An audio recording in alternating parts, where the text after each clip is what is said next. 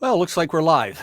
My name is John Gilroy, and I'll moderate this discussion titled Identity at the Center of Zero Trust. Welcome everyone here on this online discussion. The format's going to be really very simple.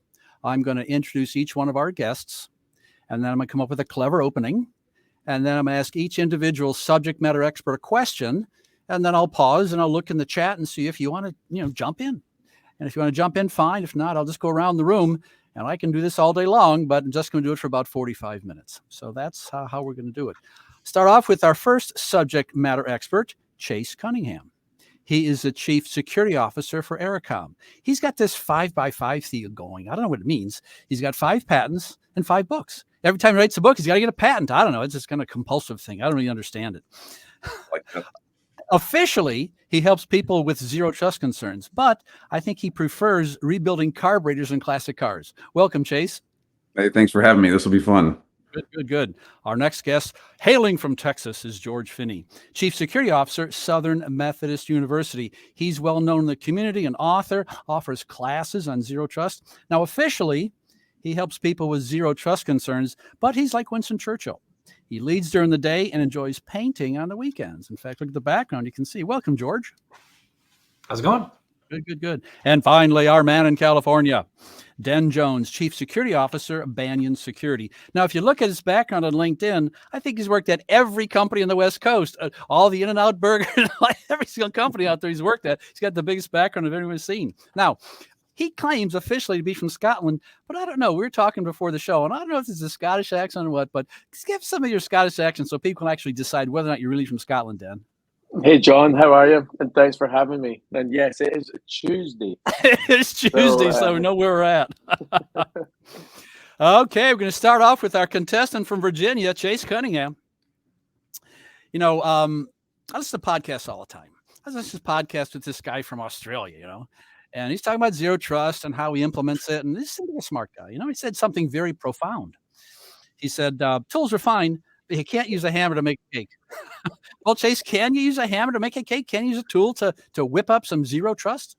Well, you can use tools. I actually would be interested in seeing someone make a cake with a hammer. That could be fun to watch. But yeah, I mean, I think the thing that we run into all the time is that there is no tool. There is no one ring to rule them all. There is not even, I actually just put out a thing recently on the difference that I've seen looking at platforms and portfolios so that people can understand that there are a difference between those two things. And I think it's good that we have so much hype and buzz going on in the market. It means people are talking about the right thing for the right reasons, in my opinion. But there is no button. There is no single tool. This requires a focused effort and requires some growth. And it's okay to have a few tools, but so far, to my knowledge, there is not the one thing.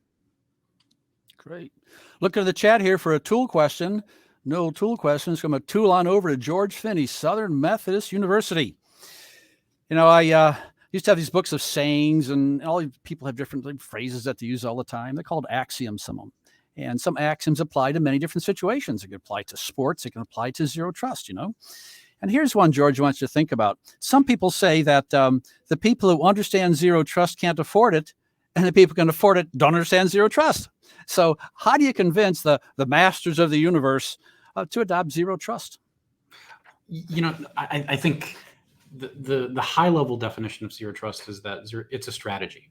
And, I think when you think of it that way, right, Chase, it's not a tool, I might be a tool, but, to understand, zero trust, you just have to know that it's a strategy for securing your organization by removing the trusts. And I think that overall strategy is actually really critical, right? So as a CISO, I have to work with our identity team. I have to work with our antivirus team or our firewall operators or any of the other service owners we have in our organization. And I think having that overarching rallying cry of zero trust, right? That can help us actually bring people together. And I think, ultimately it's the humans in your organization that have to go out and configure the tools, and they have to know, what to look for and how to do it. So really, I think education is critical to zero trust. And I was on a roundtable a bit ago, and there were 15 CISOs. We were discussing zero trust. Everybody gave their definition, right? There were 15 people in the room. There were 16 different definitions because one guy came back and said, I changed my vote. Right. So I think it's got to be a simple message to help people kind of see that vision. And I think, frankly, that's why zero trust is so resonant, right? Because it's 2 words. That's all you have to know in order to execute on that strategy. Okay, no questions. Going to turn over to Den Jones. Because you hail from Great Britain, I'm going to refer to those people over there, over the pond. And back in 1978, this is before Chase was born. There was a rock and roll group there that released an album. It's called "Who Are You?" And kind of pertinent for today. This is what we're talking about. Who are you in zero trust? So if you look at the last 5 or 7 years and look in the future, Den, is this just January 1st this year just started coming up, or when the whole idea of identity and zero trust, when did it all kind of merge together? Well, I mean, I look at this like it's an evolution. It's basically an evolution of the identity stack. So if you think of the different layers, if you think of defense and depth, you've got networking, and traditionally, a lot of security practitioners have looked at securing the network, and it's been a network-centric game. Over the last 5+ years, I think that's evolved a lot, especially because the attacks have evolved. And it now becomes a bit of a device and identity game. But I even think of the device having its own identity as well. And basically, because of that evolution, first of all, this is here to stay. It's a continual evolution as we move forward. And I think the reality is that the network becomes less relevant. The corporate network becomes less relevant as more and more apps and people work, outside of that network space. So if you think of just different security zones, you're not having the same enterprises build applications in their data centers at the same pace they used to 10 years ago. So I think it's just an evolution. Well, I have a crew confession to make. I saw Chase in a red pickup truck the other day, kind of cruising around. And so I had this idea. So Chase drives up to the software store and he loads his truck up with zero trust, comes back home and loads on his servers. So Chase, is zero trust something you can buy? We really talk about an architecture or a tool, or is this just some of this amorphous concept that you can't even talk about it? I mean, so can you just buy some software and the checkbox got zero trust? Well, you can buy some software that will help with different pieces of ZT, and there are things that are good at what they do and that can enable the strategy like George was talking about. And to Den's point, we've evolved pretty exponentially specific to the space, especially over the last, say, 2.5, 3 years. ZT was kind of looking for a formalization. It was looking for some push from on high. It got that. It's become gas on a fire, and now it continues to evolve going forward. But you need tools to do this. You can't do this at speed and scale. I can't sit here in my office with a spreadsheet and a marker and just color all day and kind of keep up with the ZT things. I need technology to do it. I need software. But I would say that the thing that's actually most interesting for the organizations that move from the old practice to ZT is all the crap that they get rid of as they do optimize. Because most of the time, and I've yet to run into an encounter where they find that they are double or triple dipping on the same problem with slightly different solution sets. And a lot of the things that we solve for strategically, I don't need 3 things to solve that problem. So there's a benefit to software, to quit my rambling here. And there is a benefit to actually engaging in the strategic side, because you get rid of stuff that's not really solving the problem or necessarily that useful. What's interesting is that I deal with some athletes in my personal life here, and trying different diets all the time. And some go to this keto, some go to this paleo and everything else. But usually you could have 5 different diets, but if you cut out all the processed food, it pretty good results. So the whole idea is not necessarily the keto or the paleo or the whatever happens to be. It's just getting rid of all that processed stuff. So looking at your systems, you're getting rid of all that junk, that processed food or whatever in the system, isn't it? Yeah, and there's another point to make real quickly is a lot of what we have kind of called security in the space isn't really a security feature or need. We have a lot of things that are networking and IT ops and whatever else that, because we didn't have a warm cubby hole to put them in, we kind of said, oh, that's got to be a security thing. There's some sort of security, map, I can work with this. In reality, that's not the case. As you optimize, you find out these things, like Den was saying, networking should shovel electrons. It shouldn't necessarily be a security feature or a gateway or whatever else. So there's that piece of this too. George, I do a lot of podcast interviews, and about 3 weeks ago, I interviewed a woman named Carol Craig down on the Space Coast. She builds satellites, and she uses 3D printing to build satellites. She's an ex-military person. She's got all kinds of degrees and real smart. We had this long conversation, and we talked about the challenges in setting up an IPO, we talked about manufacturing and security standards. We never brought up nothing to do with zero trust or identity. Wasn't even on the radar. Wasn't even brought up there. So I guess, is this situation you see where people are just, they're have the wrong focus, George? I think our focus is naturally limited to the things that we have to do every day, right? If you're in the position of starting a startup, you're thinking about building product. You're thinking about all of the things that the business has to do to be successful. And unfortunately, you're not necessarily thinking about the security of the business in a way. But at the same time, right, we know as business leaders, folks who go get their MBAs, they think that risk equals reward. They know they have to take on some risks, and I think where zero trust comes in is there's this dividing line between what we think of as risk that kind of enables the business to be successful, and then the dangers that come along. So an existential threat to your business, I would argue isn't a risk anymore. It's a danger, right? If you're in a regulated space, and maybe there's some danger of you going to jail for not getting security right because you expose something inappropriately, national secrets, for example, that's a real danger. And so I think.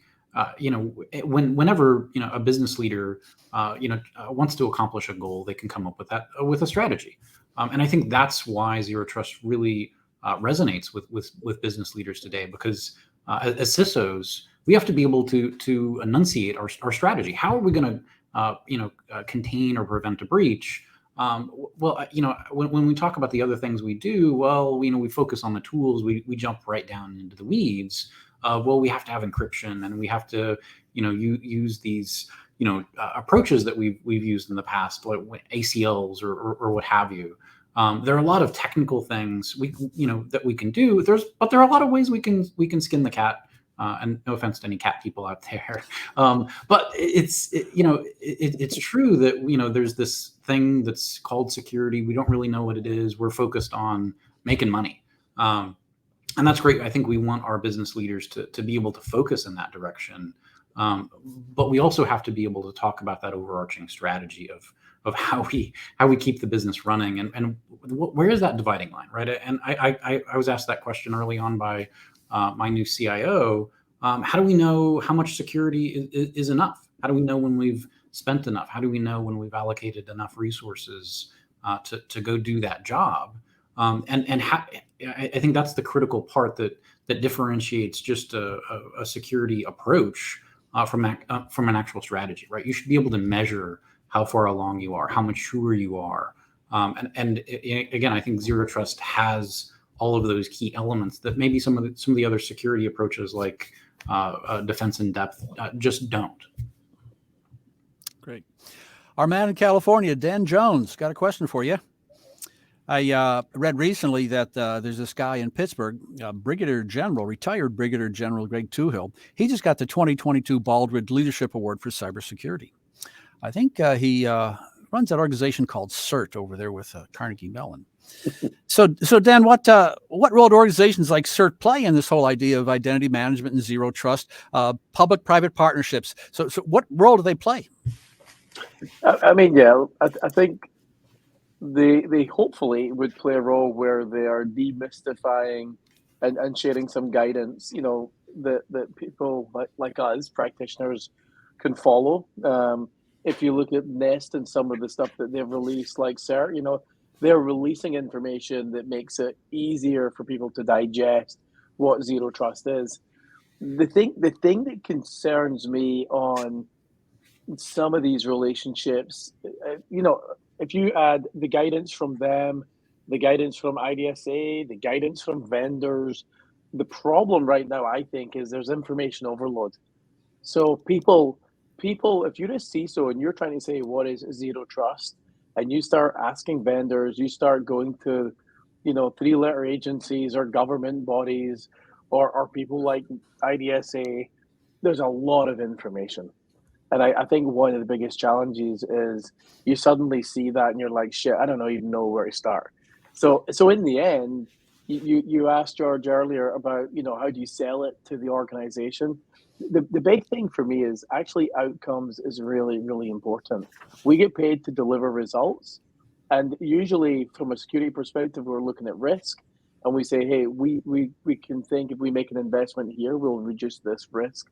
And this risk is higher than this other risk. So maybe we make that investment. And then somewhere in that risk reduction, you might understand that there's a part of a zero trust strategy that will help you address the risk. But just trying to sell zero trust or do zero trust or suddenly looking at CERT or any other agency for information on zero trust, you got to start with, I have a problem to solve, and then really figure out and research how you solve the problem.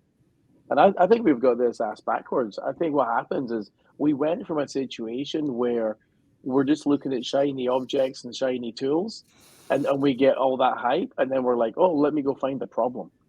So I think lots of great information out there, but maybe people are suffering from information overload. Well, George, at Southern Methodist University, those students don't get information overload there. We know that, do they? Yeah, they absolutely do. I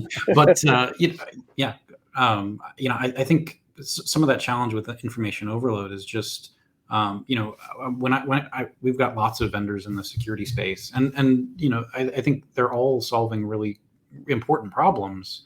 But I think part of the challenge is just, when I talk to some of my, sales colleagues, they don't know what zero trust is. Maybe they're new to the industry, and they're really only able to repeat what their marketing teams tell them, and their marketing teams aren't necessarily focused on their product, not the big picture. And we've always got to kind of keep that big picture in mind, particularly when it comes to security.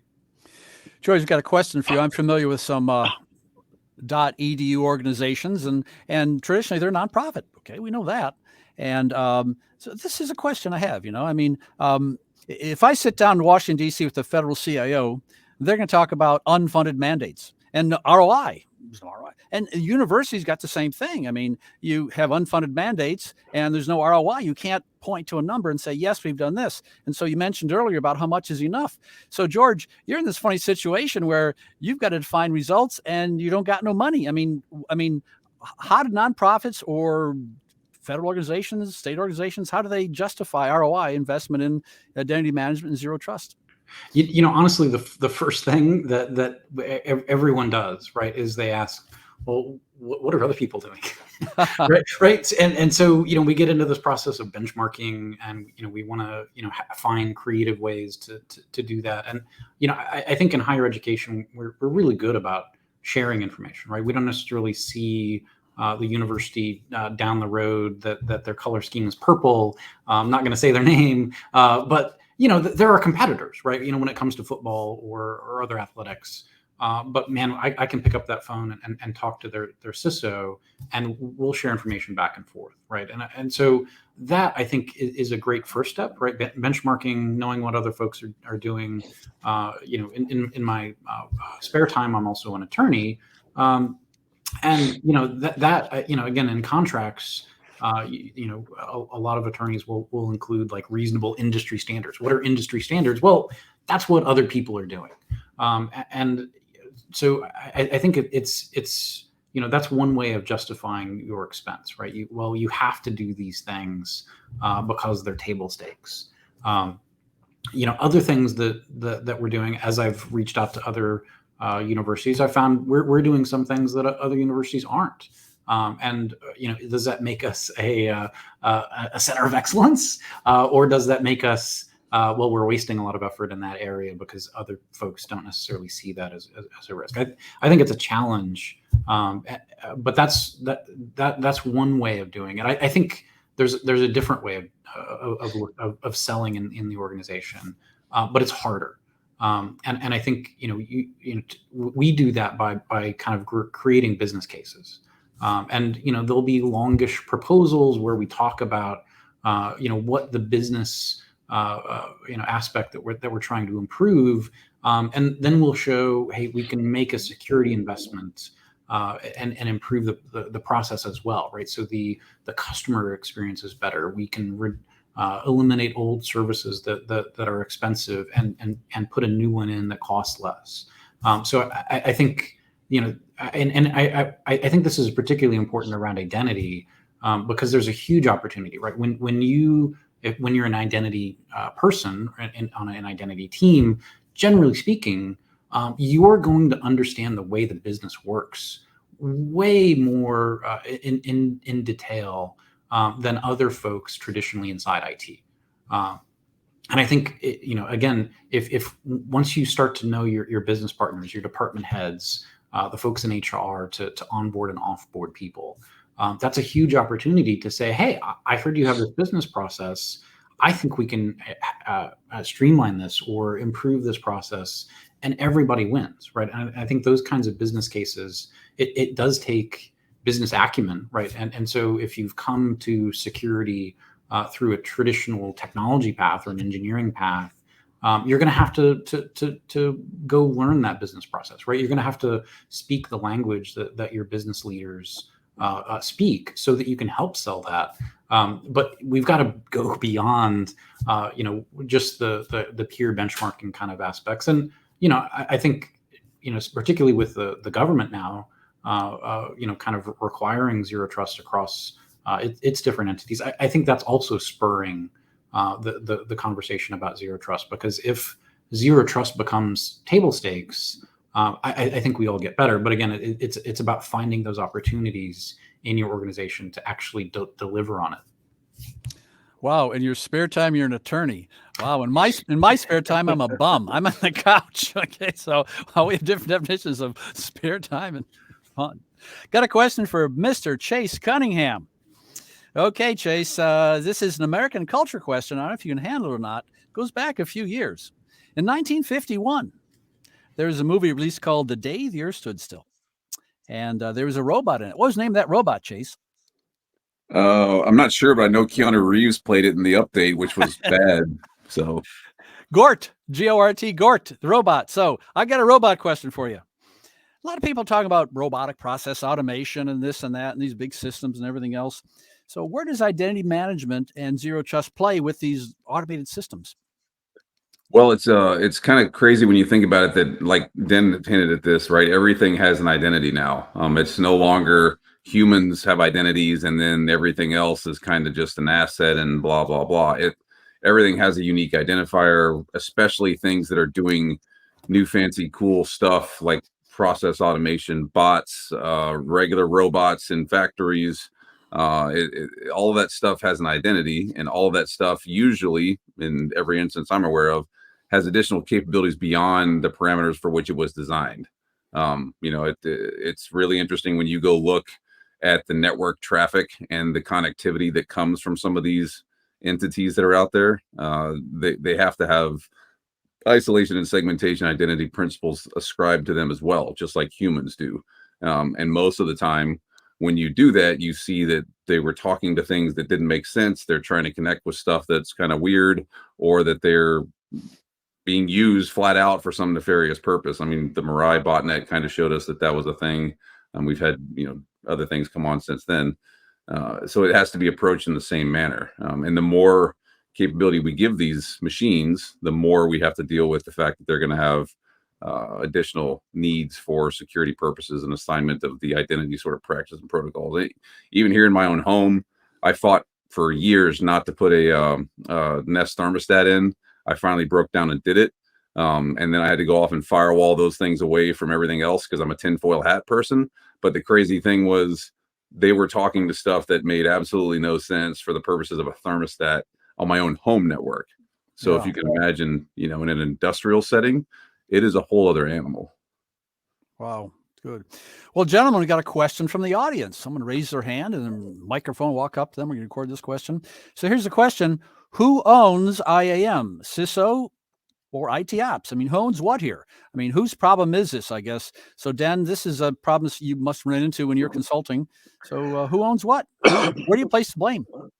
Yeah, and so my last two companies before I joined Banyan was Cisco and Adobe, right? So very large enterprises, global. And interestingly enough, in one company, I ran the identity stack in both companies for the workforce. And in one company, I was in the security organization, and in another company, I was in the IT organization. So I hate to say that it depends, but it really does depend. Traditionally, I think it's in the IT organization. It's really considered an IT ops function. And if that is the case, then maybe the security organization, they're governing policies and standards and things of that nature, and then they're partnering with the IT organization. I would say that's probably the more traditional way. Um, in the company where we were in the security organization, it was definitely deemed as one of the biggest attack vectors at the time, and therefore we wanted to have that part of the security organization, as well as things like endpoint security, network security, and some of these other things would be part of the security organization. So traditionally they're in IT, maybe governed by security, but I would say, I hate to give the answer, but it depends. Hey, George, you're the lawyer in the room. You have to say it depends 5 times in conversation, don't you? So say it a few times here. It depends. There we go. The lawyer. Chase, I mean, George, continue. Same observation from us. I mean, I think, I don't own identity in my current organization. But, we've also made some choices, the way we've aligned security to not be operations focused. And so, and naturally as a consequence of that, identity falls in another group. But again, I think, there's such a variety of the ways that the CISOs, interact with an organization, right? Are you embedded in IT reporting to a CIO, or are you outside of IT reporting into risk or legal or some other area, right? And I think those can vary based on industry or maturity level of your organization. And I think, following that, I mean, Den's comments were perfect. I mean, I think, identity is a huge risk vector, and you've got to kind of find the right place for your own organization. I'm going to let Chase chime in, then going to switch over to Den. So Chase, what do you think about who owns what? Well, somebody in the chat made a good comment, and that's actually who I agree with, that it's not necessarily I'm so concerned about who owns it as long as there is an owner and someone is responsible for that, and that there's a leadership capacity afforded to something as critical as this. I get the question all the time in workshops about zero trust is, how do we do this? And my question is, who's running it? And if they can't say with real clarity there, then we're dead in the water, to use a Navy term. And that's never a good thing to be. So I want ownership, and I want someone that is going to drag the organization kicking and screaming towards success. Otherwise you fail. And that's the very real thing. IT ops owns it. Okay, fine. CISO owns it. Okay, whatever. You're gonna have to collaborate. You're gonna have to coordinate. You got to work together anyway. If you want to get into that, table match, monkey knife fight in the parking lot, you can do that. But I'm really not that concerned with with who owns it. I want to know someone's in charge. Okay, from knife fights to Den Jones.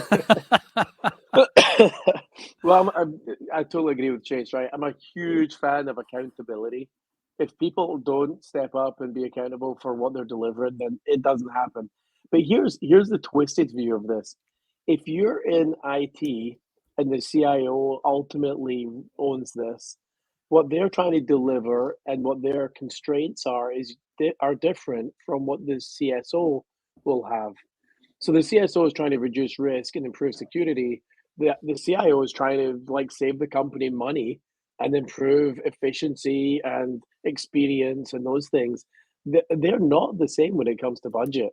So the reality for me is absolutely accountability is number one, but with the accountability is passion. So Chase, totally dead on here.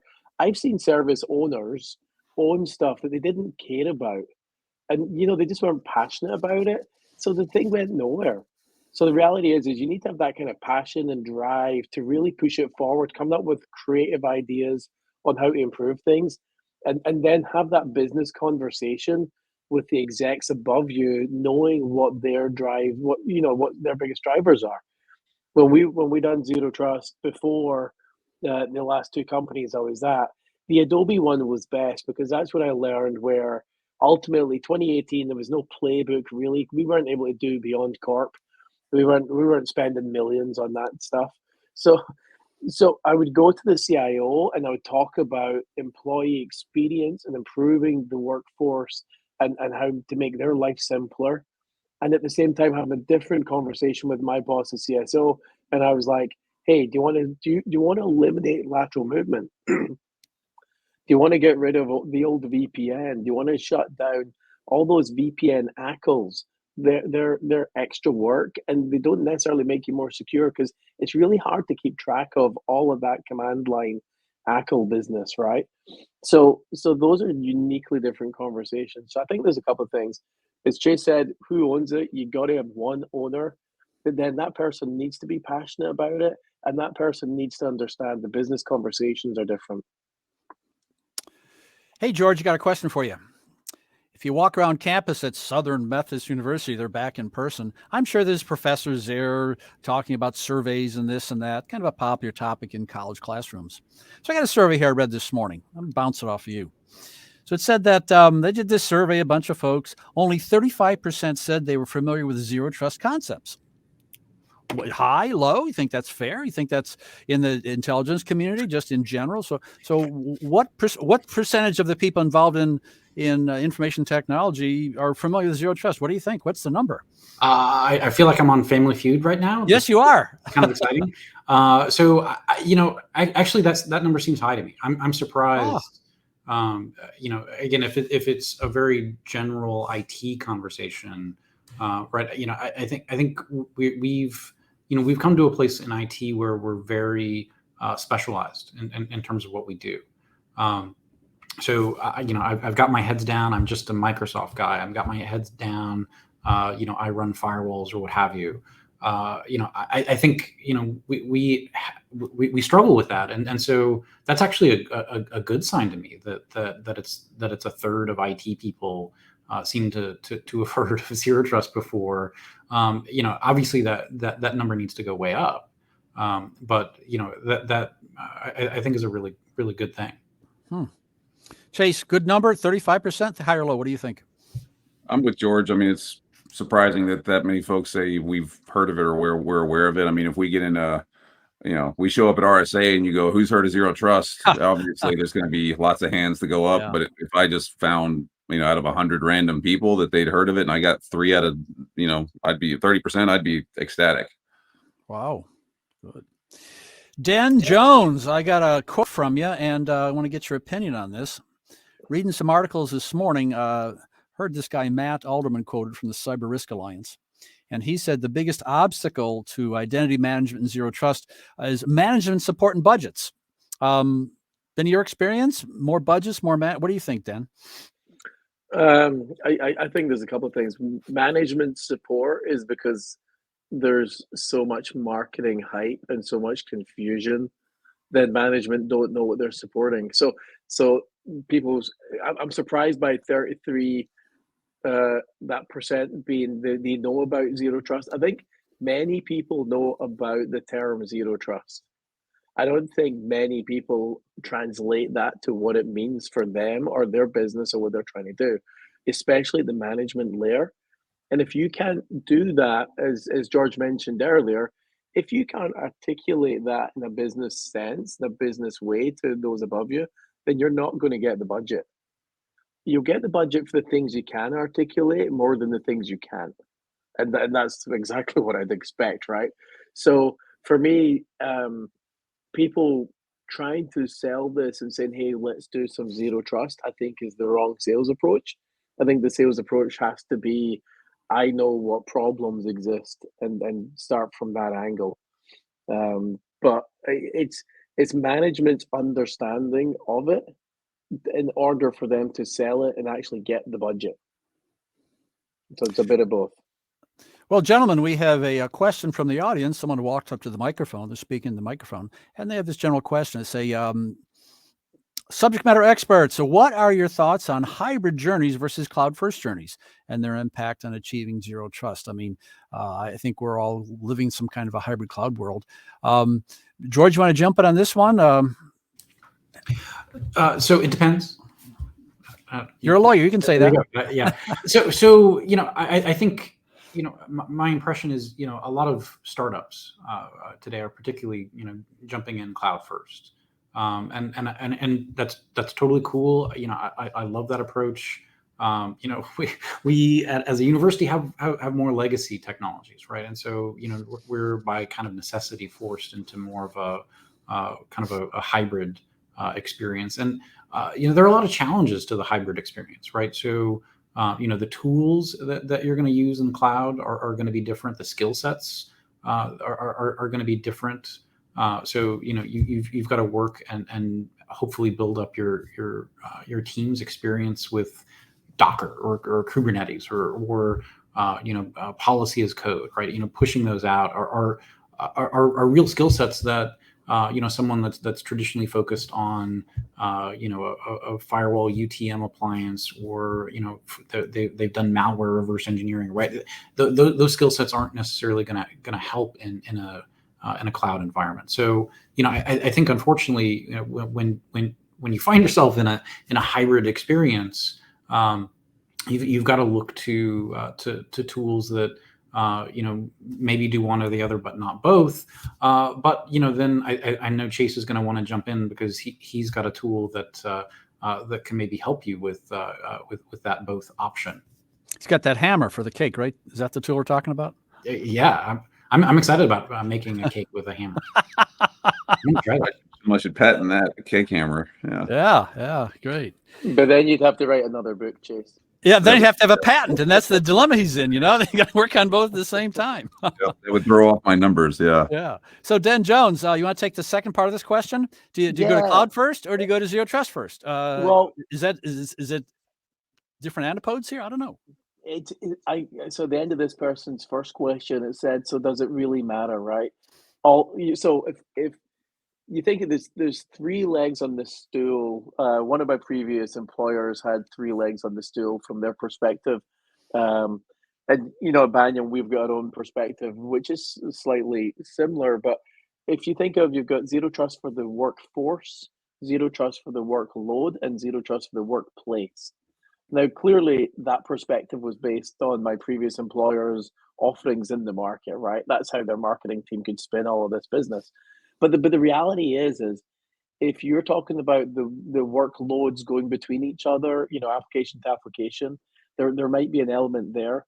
I kind of look at this and say, well, wait a minute, if I've got 100,000 people, let me make their life easier so I can save the company a little bit of money. And in doing so, they're going to access applications and services either as an end user or as an administrator. And when you're doing that, and that's exactly what I love about what we're doing at Banyan is you need to have someone that can enable that quickly, right? So I think there's those use cases, and DevOps and all these things is kind of like an administrator kind of level or dev level, but I still say that that's the kind of access it's users or it's the back end people. When we delivered zero trust in two very large companies, we got to 40,000 people, and we done that in 7 months.